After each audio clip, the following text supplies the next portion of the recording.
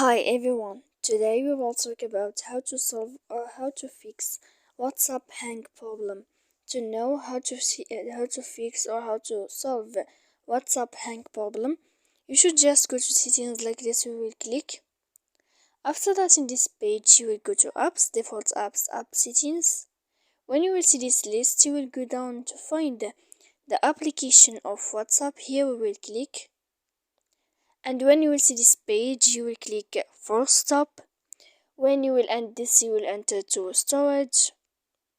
After that, in this page, you will click clear cache, and then you will go to clear data. And after all that, you can update your application. So please don't forget to support us by like and subscribe.